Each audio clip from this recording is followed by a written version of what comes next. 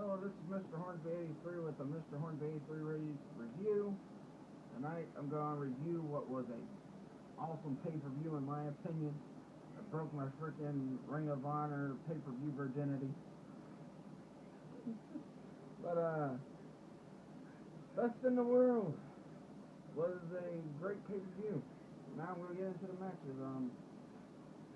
First off, this was a bit of a stunner because on the card on the online site it said it was going to be CNC Wrestle Factor taking on War Machine. It ended up being Mark Redneck Kung Fu Briscoe taking on Dive and Dijak.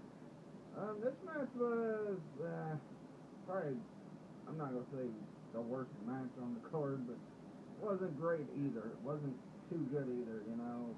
Starts out, Dive and Dijak, you know, body slams Mark Briscoe outside the ring. But it ends with Mark Briscoe winning with the Froggy Bow, I guess that's what it's called. But yeah, pretty decent match. I'll give it decent because, you know, it wasn't too bad. I mean, Mark Briscoe did pretty well. Dijak was high flying in the match too, which, you know, since I've seen him on TV, I really haven't seen him high fly too much. But yeah, pretty decent match to start off the show. Then next up, we got the, what was it? Oh yeah, Matt Sydal and ACH taking on Adam Page and BJ Whitmer. And BJ Whitmer didn't chicken out of this match. This match was pretty good. A lot of spots in the match, a lot of high flying, a lot of great wrestling. Eventually ACH and Adam Page got in the ring against each other. And I believe, I think Matt Sydal and ACH won.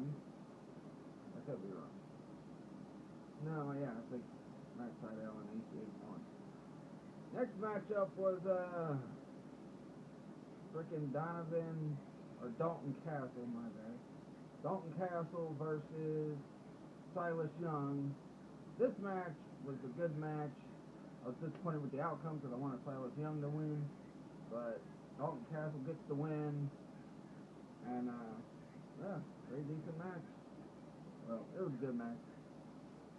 Yeah, although, I'm sure we didn't want to see frickin' Silas Young's butt, but, you know.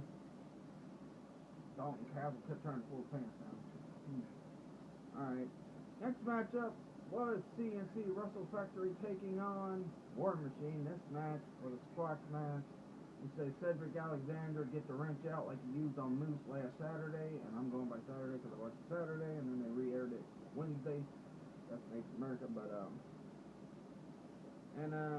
Caprice Coleman didn't want to use the wrench. He didn't want to tag Cedric Alexander in. Later we find out what's going on with the Cedric Alexander thing, but War Machine wins this in a squash match pretty much, and it looked like Cedric Alexander was going to attack Caprice Coleman with the thing, but instead he just picked him up, telling him we're done, we're finished, even though they haven't teamed up in quite a while on TV. And like I said, most recent we've seen of Cedric Alexander is when he pulled up the upset against Moose.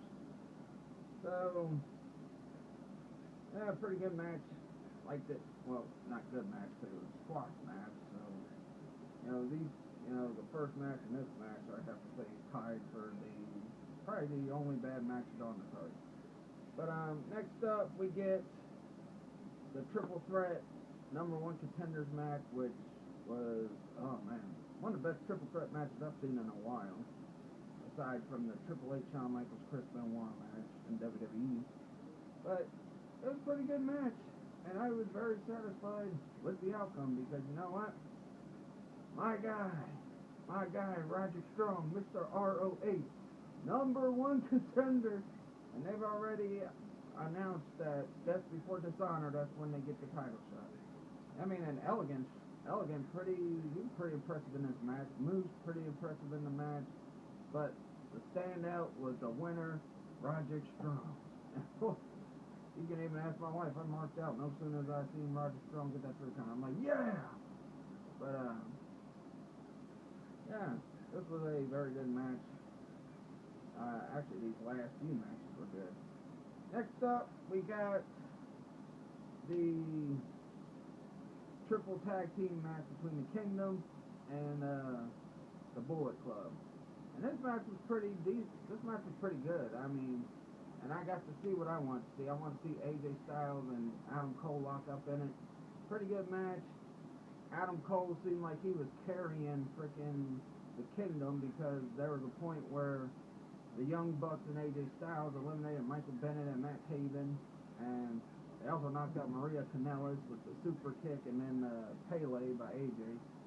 And it ends with AJ Styles getting the pin over Adam Cole with Style Clash.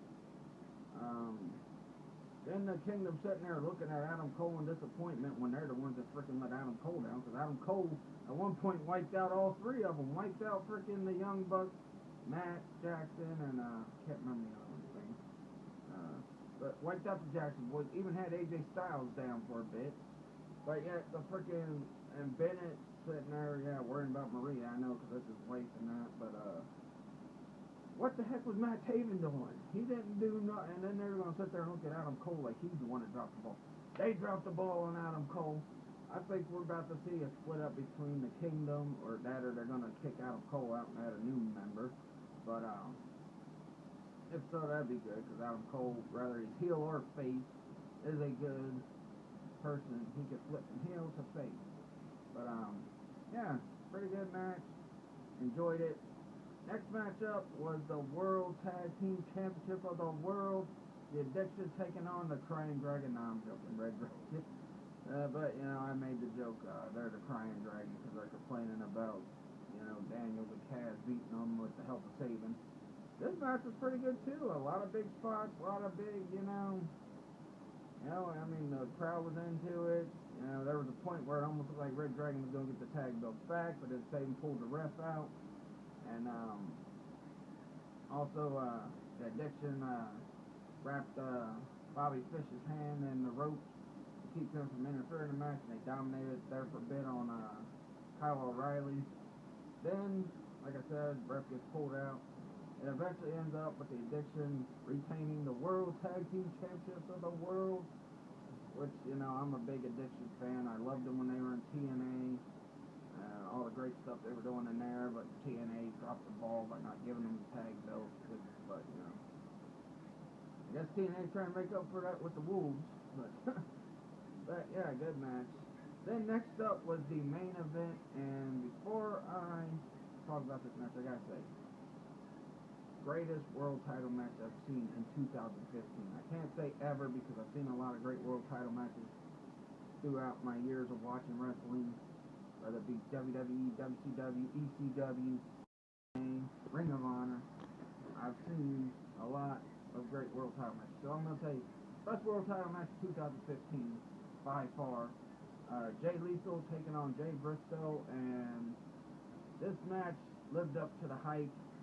There was a point where it looked like Briscoe was going to retain because he hit the Jay Driller on Jay Lethal and on a table, almost got the pin, but Jay Lethal kicked out. Also, the House of Truth got banned from ringside in the middle. Well, at the beginning, Dynamite Digest and Jay Diesel got ejected. Then later on, Nigel McGuinness ejected Truth Martini. But hey, Jay Lethal proved he could do it on his own. And that's the way you should book a guy that's a world champion at League of Fashion.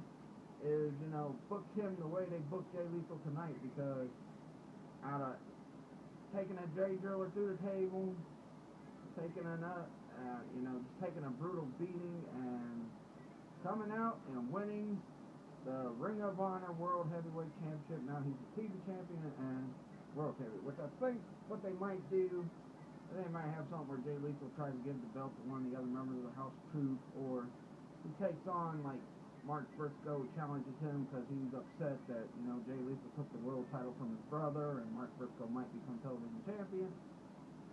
But I don't know, and if I'm not mistaken, I think Jay Lethal became the first Black American Ring of Honor World Champion. I'm not sure, I have to go back and check the history, but I don't believe there's ever been a Black Ring of Honor World Champion. There's been Black NWA Champions, Black Samoan WWE Champion with, Rock, Booker T, and Ron Simmons, both for WCW World Champions.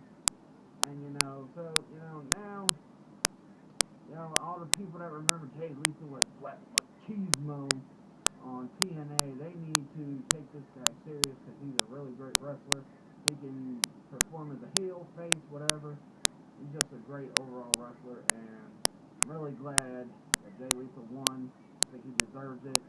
He's worked hard all these years. He's done all the gimmicks where he's, been Black Machismo and joking and all that, but yeah, really great pay-per-view, and I mean, I think this was the reason why I went with Best in the World instead of Slammiversary, because I think Best in the World will deliver better, and from what I've seen from the Slammiversary card, I know Best in the World delivered better than what Slammiversary was.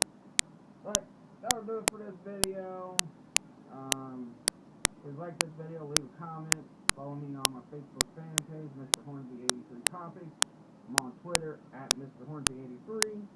So, till tomorrow night when I do my E3 Topic show, catch you guys later. Peace out.